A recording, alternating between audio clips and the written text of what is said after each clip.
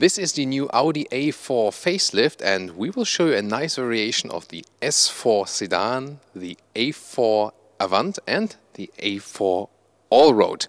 Here on Autogefühl, your #1 resource for in-depth car reviews and your #1 community to discuss cars, today with Thomas. And we will enjoy everything together in Full HD, full screen and full length. Let's go.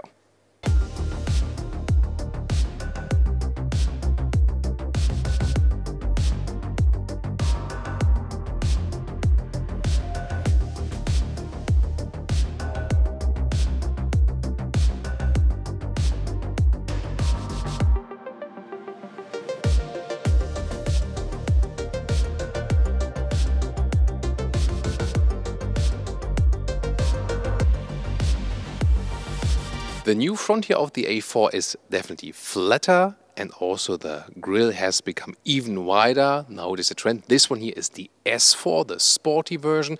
Also has, this SEO intuition. It's supposed to be an air intake style. It is closed, however, it's just a visual element. LED is now standard, optional the matrix LED, and then you also have this cascading turning indicator light, especially a very nice contrast here to this turbo blue color, which would be probably my favorite. In some other models it's called Ara blue, but here with the A4 it's called turbo blue. The S4 in general also has some accentuations here at the lower end, and also this comp style together with the silver elements to make it even stronger, even sportier in the look. However, if you take a look not only at the S4 but as a normal A4 Avant, but it's not a very normal one, because this one is the S-Line that already features this comp style grille. So a normal front grille would not have the comp style. This one, let's say, already a sportier version. The S4 then would be even sportier. This one also is a launch model with this dark accentuations all over the place. And you can also see again, this is a quotation of those Quattro models, of the early Quattro models by Audi, just used as design element right here. And also in grey as a contrast. This black Audi logo, by the way, is reserved for the launch edition. You won't get it on later afterwards. This one here also the Avant, but in the front they are of course not too different. We'll see more about it in the side profile very soon. And now the front of the A4 Allroad. 3.5 centimeters more ground clearance, and this crossover look here, that's also quite beautifully done. The front grille, you see, it's a little bit different here with those vertical fins, and this one here does not have this Quattro quotation in the sporty fake air vent style, so this one here in the front looks a little bit more elegant. I think overall the restyling of the car works pretty well. It looks a little bit bigger now, definitely, but it's just visually because the overall dimensions did not change. What a beauty in this color, right? 4.73 meters, 15'5" or 186 inches is the length of the A4. This of course has not changed. This one here, the sedan, with a typical sedan change, rather conservative. We'll soon get to the estate, to the Avant, how they call it. Here in the S4, you have those contrasting mirror caps, also with the contrast in the lower end. I think that works quite well, especially to this color. Also with the biggest rims. 19-inch wheels, those ones that are the biggest ones available, also with contrasting red brake calipers, also bigger brake discs for the S4. The engine choice will be very interesting, I can tell you so far. We will soon talk more about that. Chrome frame around the windows, right there. And those door handles here, by the way, I already want to show you, they open in a way that they come a little bit towards you. They open up, so to say. Also an interesting feature. Oh, door closing sound. That's well done. Soon more to the interior, because there also a lot have been done. Let's finish up the exterior first. In the rear we can see the changed tail light signature. That's quite beautifully done. Looks really modern now, although the classic building style is still present. The S4 also gets this integrated wing lip right there. It's also in a subtle way. Some comp style and a small style right there at the lower end. And well, those exhausts, they look quite beautiful, but on the left side they are all streamed through, although the last tip is just cosmetics. When you have the S4 diesel, which will be in Europe, soon more to that, the right side will be pure fake, there's nothing. Probably will be different than with the S4 petrol for the US. I guess that you will have 4 exhaust pipes done. We'll clear that off, of course, at a later stage. And now to the side profile of the Avant. That's the name for the Estate. Interesting that really, especially its Estate version, profits from this facelift, because you can see here those new design lines in the front and also in the rear, right there. And that makes the car appear a little bit more dynamic. Of course, especially also with those 19-inch wheels here, the biggest ones are available in a different style. Those black Audi rings here, again, this is part of the first edition, but this is just foil here. I think that will probably be, getting off after a while. Then in the lower end, you can see also a contrasting bumper there, also part of this launch model, but I think you pretty much get an idea of how the Avant could look like, especially then also with this black frames. If it's, if you want a little bit more aggressive style, then again with chrome it would look a little bit more elegant depending on what you really like. But I think especially here the Estate looks more dynamic. The sedan looked already quite sporty before. So what do you think about the restyling here? It's quite seldom that we see a facelift which also includes side profile changes. So indeed this is something like an extensive facelift, we can say that. In the rear, the main change is again the tail lamp signature. Then again with this launch edition we got this dark style over here. So I think it works pretty well when the Estate is also tuned on a sportier style. That's quite okay. They also tried that with the exhaust tips. Again, the outer part is just cosmetic, doesn't really belong to the actual exhaust. So what do you think? Would you go for a sedan or for an Estate? And now this one here is still the Estate, but the so-called Allroad, a model that has become quite popular over the last years. Here now also with painted wheel arches, not only the plain plastic crossover, but also with paint on it. Interesting contrast, and also strengthened in the appeal right there with a big quattro lettering. So overall this quattro style, this Allroad style, has been enhanced here with the facelift, especially for this model. Also with those roof rails in contrasting color. This grey here is, by the way, called Quantum Grey. And also there you can see how the Estate in general looks like when you have chrome frames around the windows. And in the rear of the Allroad version you can see, first of all, this is not the launch edition, so you don't have those black Audi rings. So that's how the Estate looks normal, with silver Audi rings and also this chrome stripe right there.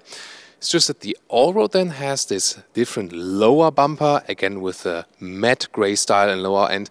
Overall, I think this Allroad styling works very well for the vehicle, both for the A4 and also for the A6. And let me give you some information about the different suspensions that are available. It's basically the same like before, a base suspension, which is actually quite decent. So we tested that one out as well, so I can recommend to go for that. Then there's an optional sport suspension, which would be standard for the S4. And then you get two adaptive suspensions, one with a little bit more comfortable, nuance, and the other one adaptive, but then with a sporty nuance. So 4 overall to pick from. And actually I would go, if you seek the most comfort, just with the base one if you want to save money, or then with the adaptive comfortable setup. There's a wide variety of engine choices. 2-liter TFSI, the turbo petrol engine with different horsepower configurations. A 2-liter TDI, the diesel, also again different horsepower trims. And then there are also the 3-liter 6-cylinder, so a 3-liter TFSI or the 3-liter TDI. And interesting is that those sports versions, here this one, the S4, for Europe and also for Russia will be the S4 TDI, so the 3-liter diesel with around 350 horsepower. In the US you will still get the S4 as the petrol engine with 3-liter TFSI, also around 350 horsepower. And they're also quite equal in the acceleration figure, 4.7 or 4.8 for the diesel seconds to 100 kilometers an hour or 62 miles an hour. So indeed the performance is quite equal. The diesel even has 200 Newton meters more of torque. Again, the petrol a little bit faster probably. So power performance wise will not be a big difference, but I know some will criticize that you only get the TDI in Europe. If that's a problem really, we will experience a little later when we drive the vehicle. What's also interesting is that this one here now then, because this one is the diesel version, will also be coupled to a mild hybrid system. Will it be less in consumption then and still powerful? We can find out later when we drive the car. This is the car key, slim and elegant, and here also has an S badge on the other side. Then I told you earlier, those door handles right there go up a little bit, interesting, and nice door closing sound. Then at the inside of the doors, soft touch at the top part. Then here some Alcantara inserts. This is very well done.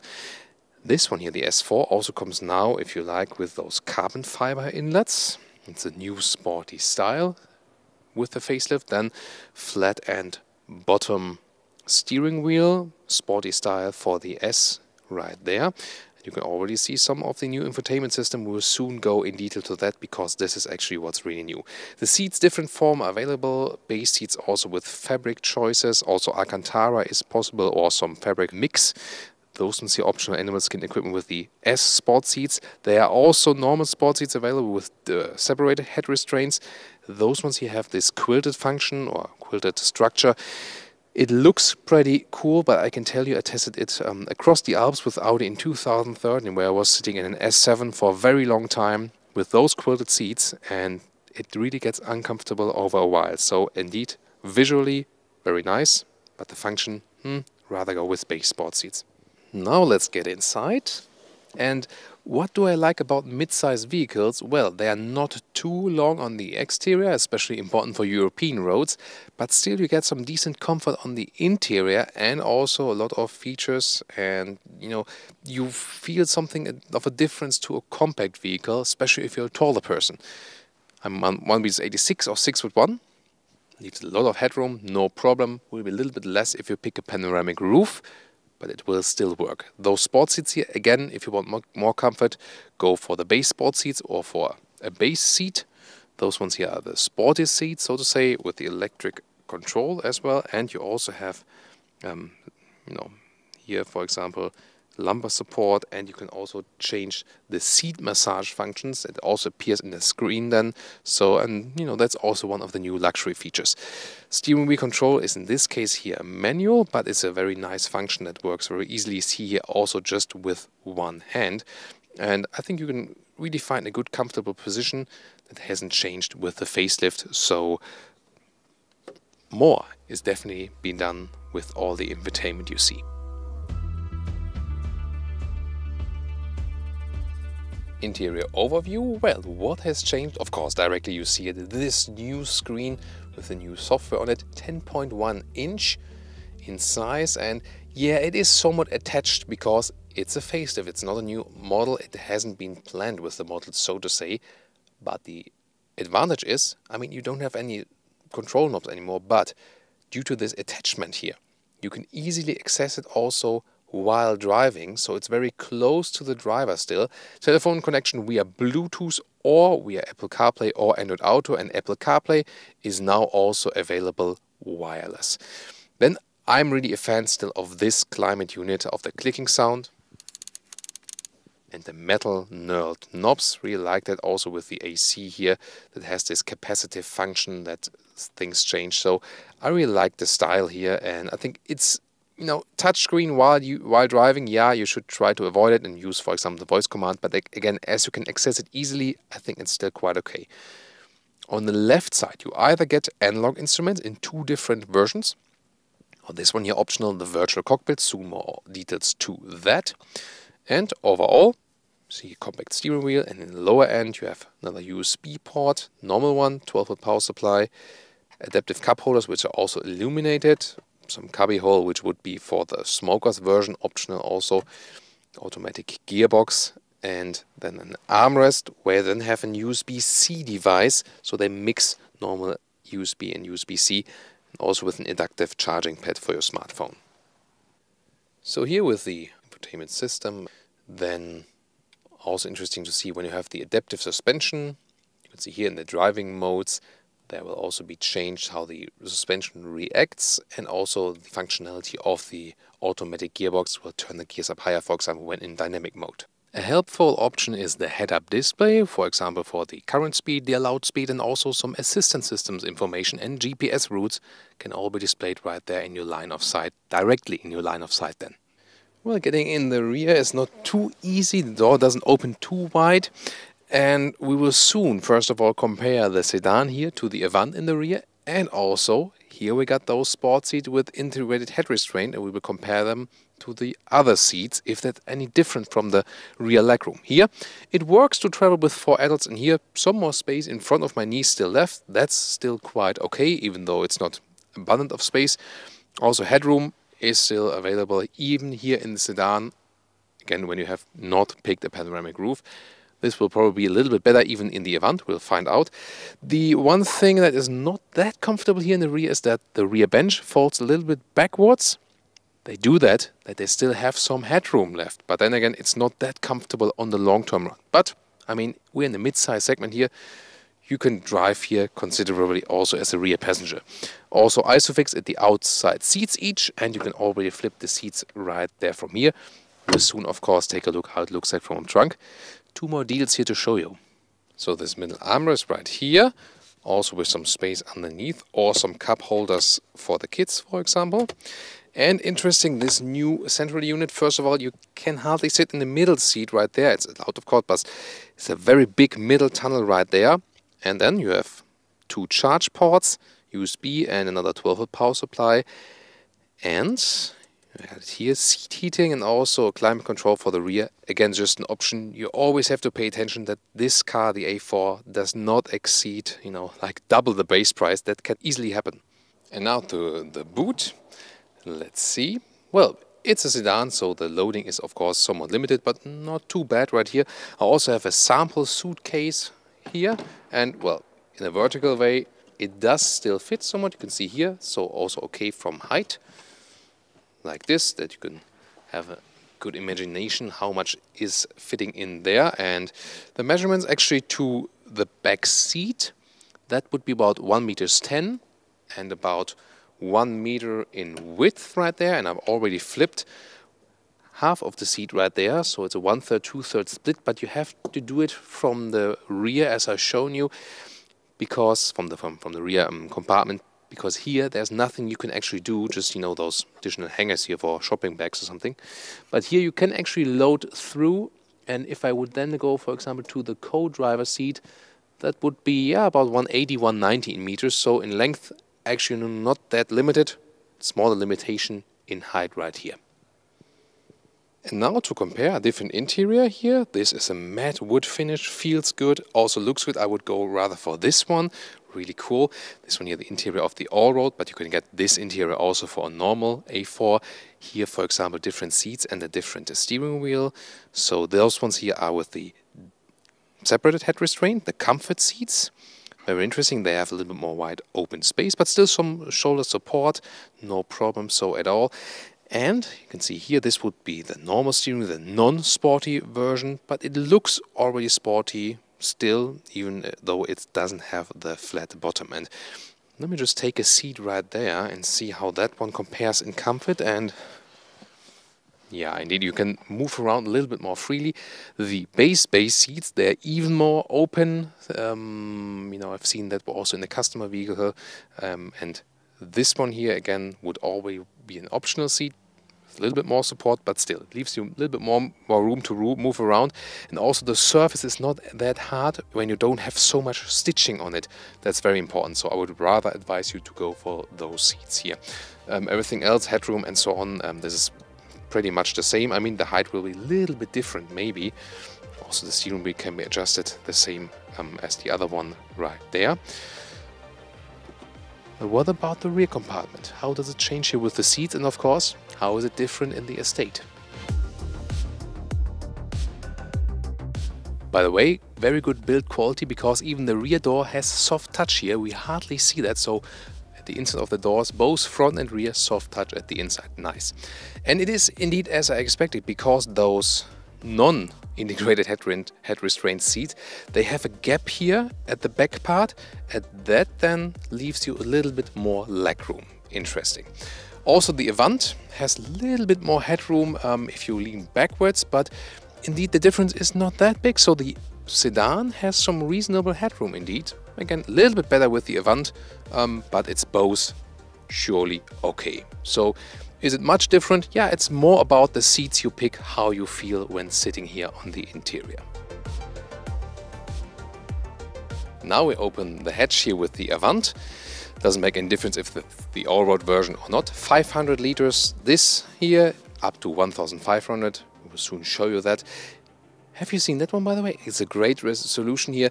You can also remove this top cover, but it moves actually alongside here with the hatch. So when it goes down, you know, it also goes down again. And when it goes up with it. Very clean and good solution. Then you can easily access this one. Again, have the sample luggage right here. You know, like this or like this. Maybe like when you push it like here, then it works. You see, for design reasons, it's a little bit flatter right here. But then again, I think you can easily access the trunk. So the Estate is, of course, a big advantage if you compare it to the sedan. If we take some measurements right here, the normal trunk length would be, again, almost the same. That's about 1 meters 07. And then one thing I always criticize with the A4, and they have not changed with the facelift here, those levers here, you know, when you, first of all, maybe you heard that was a little bit creepy already. So I've seen on a motor show when a couple of people were using them and one of them was already ripped apart. So I think the build quality, this is one of the very few pieces that is not good from a build quality, and they have not changed it with the facelift. And you see, nothing happened with the seats, so when you release them right there, you have to go around and then flip them. Yeah, you could say it's just a detail, but I think I would expect it from a good Avant that first of all, the flipping mechanism is more high quality, and then also the seats directly flip. And then we also have a loading length here of about 1 meters 80 like this to the front seats. Of course, a little bit longer than if you go to the middle tunnel. So overall, I would still go for the Avant just to have some more flexibility. Or what's your take? And now to our conclusion for today with the Audi A4 facelift. I think it was very interesting for you that we could also deliver you some different versions today. The S4, of course, especially in this color, my favorite. Really looking forward to drive it once more. We already have an S4 driving review of the pre-facelift if you want to tune into that. Exterior styling wise, the car looks more modern and also again more aggressive. A typical trend to make a car sportier, sportier, sportier, sportier from every new generation, every new facelift. But I think it does suit the car, and also interesting that they even touched the side profile in this very facelift. Especially remarkable with the Estate, and even more with the Allroad that really looks quite different than the outgoing pre-facelift model. So sedan or Estate, tell me your favorite right there. Interior is a great build quality. Just the one thing, you know, with the flipping of the A4 Avant there in the rear from the trunk, this is one of the things they have to improve still. Sadly, didn't do that with the facelift. Everything else, great build quality. Interesting also with the new infotainment system. It's really from standard with every base model, and that is good, for example, for the residual value, so the hardware remains the same. And also if you buy the car later as a used car customer. However, the downside of that is some software elements can be switched, and you have to, for example, buy the smartphone interface or the extensive GPS, satellite view and so on. And well, what do manufacturers do? The same, that's like Tesla is doing. They make us pay also not only the initial price, but then also, for example, for monthly packages. So they search ways to get even more money from you. So it has pros and cons. So on the one hand, it uses you as a customer. On the other hand, they try to also make you pay monthly. That's also the direction all manufacturers are going to. So this is also a very interesting aspect here for sure. We'll see you again at the driving review, and please leave us some comments about the new changes you've seen here with the A4. Thank you for watching.